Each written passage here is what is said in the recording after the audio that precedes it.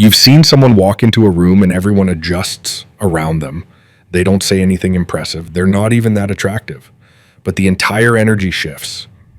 Here's what you missed. They're using 7 micro behaviors so subtle your conscious mind doesn't register them, but your body does.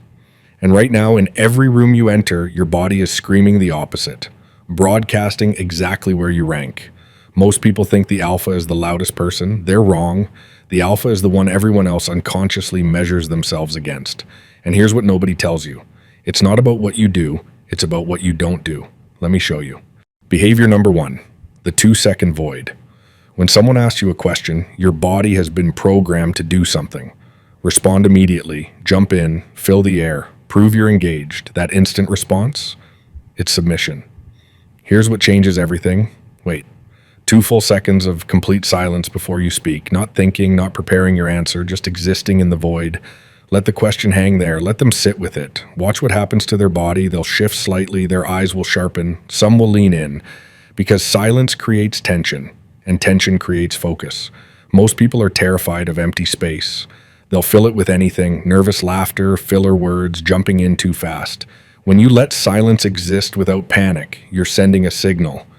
Their nervous system reads immediately, I'm not performing for you. Try it once. Someone asks you something simple.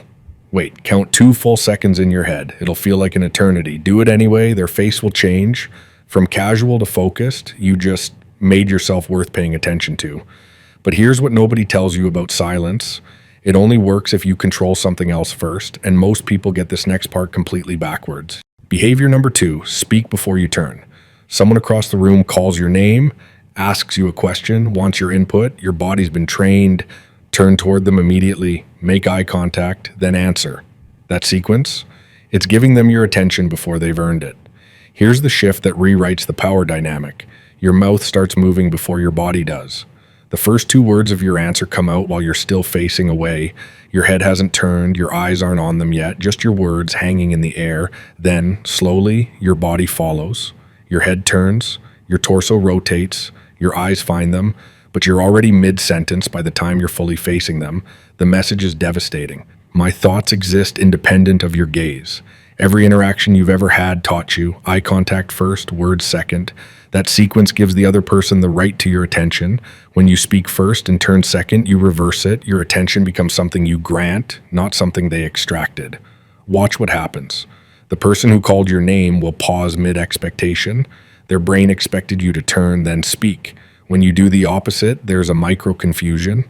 And in that confusion, the hierarchy shifts. Try it. Someone says your name. Start with yeah while you're still looking away, then slowly rotate toward them as you continue talking. Their face will shift from expectation to uncertainty. That's the moment status transfers. But speaking is only half the equation. There's something you do with your body that makes people compete for your attention without realizing why. And once you see it, you'll notice who has real power in every room you enter. Behavior number 3, selective body orientation. You've been taught to give everyone equal attention, face them when they speak, make eye contact, be respectful. But here's what that actually does. It makes your attention worthless. Here's the brutal shift. When most people speak, give them just your eyes. Your body stays facing forward, shoulders square, torso still. They get eye contact, nothing more. But when someone says something actually valuable, turn your entire body toward them. Shoulders, torso, complete physical reorientation. You just created visible hierarchy. And everyone noticed. Full body orientation is one of the highest value signals humans have. It screams, you're worth my complete presence. When you give it to everyone, it means nothing. When you give it selectively, people start trying to earn it. The group will watch. They'll notice who you turn for. They'll see who gets eyes versus who gets your whole body. And without a single word, they'll start competing. Person A says something, you give eyes only. Person says something, you rotate your torso. Person A tries harder next time, not consciously, but they do. You're not withholding attention, you're making it scarce, and scarcity creates value. Your body just became the currency, and they're working to earn it. But all of this, the silence, the delayed turn, the selective attention, it all means nothing if someone can force you to physically move. And this next one is where 90% of people unknowingly submit every single day. Behavior number 4, immovable positioning. Someone new joins your table, enters your circle, approaches your group. Watch what happens. Everyone shifts. They move their coffee, scoot their chair, adjust their bag. Their bodies reorganize to accommodate. Here's what you do. Nothing. Your coffee stays exactly where it is. Your bag doesn't move. Your arm stays on the armrest. You're not blocking them. You're just not adjusting. Because space accommodation is dominance. When you move for someone, their nervous system registers, I have power to displace this person. When you don't move, their brain gets confused, and why am I navigating around them? The answer their subconscious supplies, because they're the territory. Animals do this instinctively. The subordinate moves, the dominant holds position. Your body didn't evolve past this. You just stopped paying attention to it, test it, keep your coffee exactly where it is, keep your posture unchanged, don't shift your bag, watch them work around you, watch everyone else notice that you didn't move. You're not being rude, you're being immovable, like geology.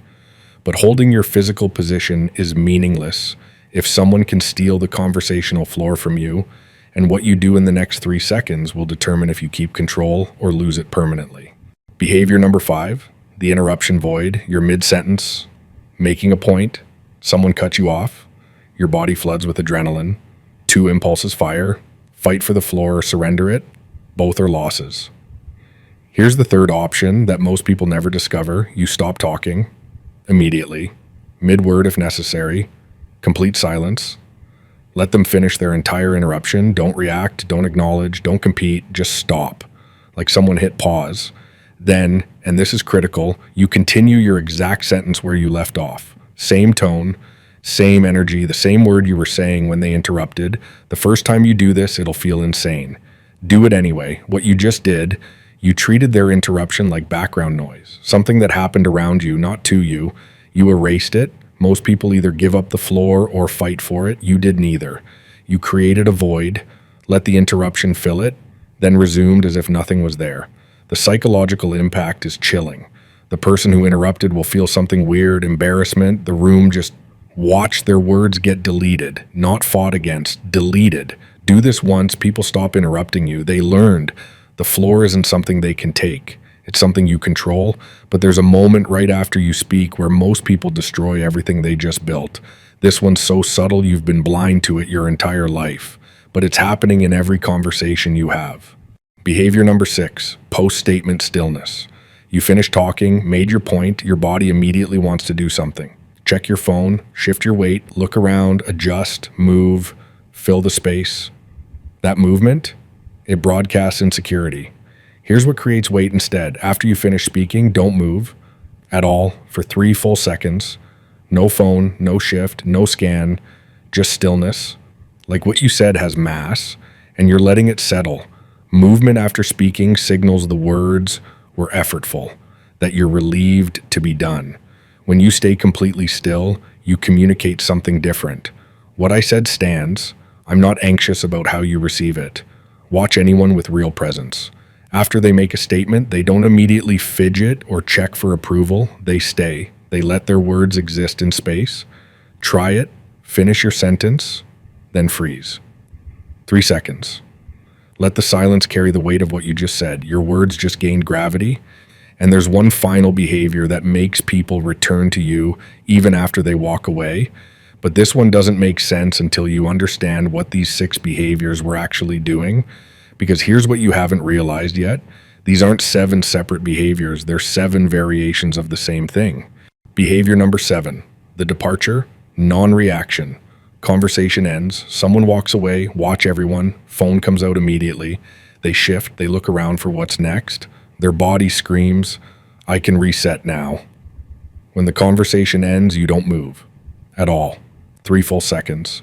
You stay exactly as you were during the conversation, as if their departure changed nothing about you. Movement after someone leaves signals they affected you. When you don't move, you communicate. That interaction happened in my space, not to my space.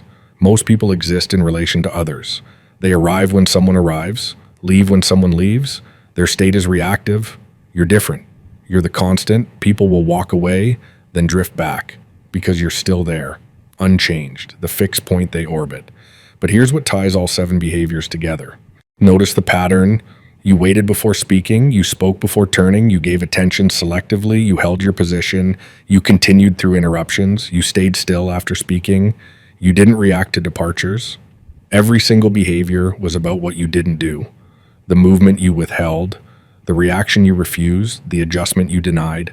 Because here's what nobody tells you: dominance isn't about action, it's about stillness.